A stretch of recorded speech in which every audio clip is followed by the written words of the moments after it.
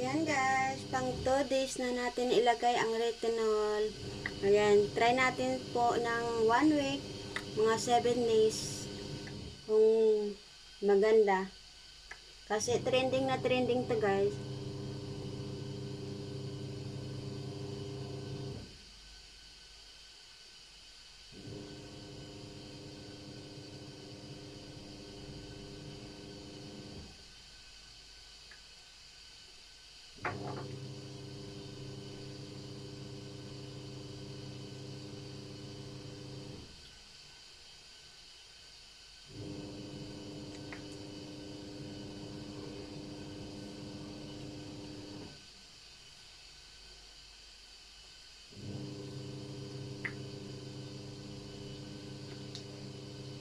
Maganda siya guys kasi napaka-smooth.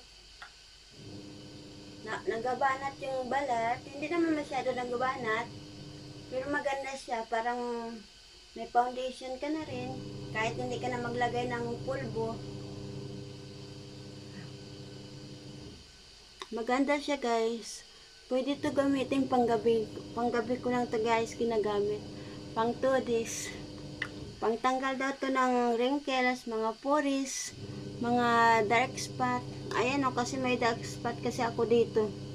Hindi na kasi siya guys try natin to yung retinol dragon blood cream. Yan. Malay natin, dito lang tayo gumanda. May binili ako. Dalawa na to guys ang binili ko para may extra po tayo ng retinol dragon blood cream. O diba guys? Every night lang po ang gagamitin natin guys.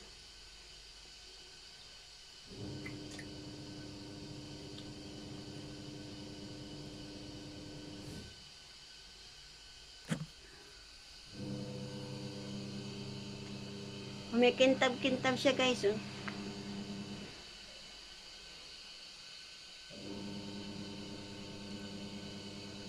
Ito lang naman guys ang aking dark spot. Kaya try natin.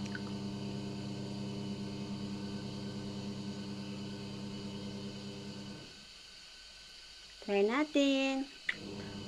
natin mga 1 week para gumanda naman ang ating mukha. Yan lang guys ang dark spot ko guys. So ito lang. Ayan.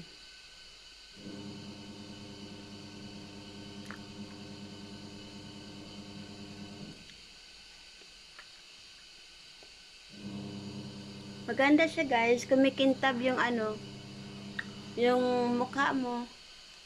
Tapos hindi mo na kailangan maglagay ng pulbo. Parang siya, parang mina na rin siya, pero maganda kasi ang placenta may cream na, may pa siya, may placenta. I-try natin po yan ng mga 1 week guys.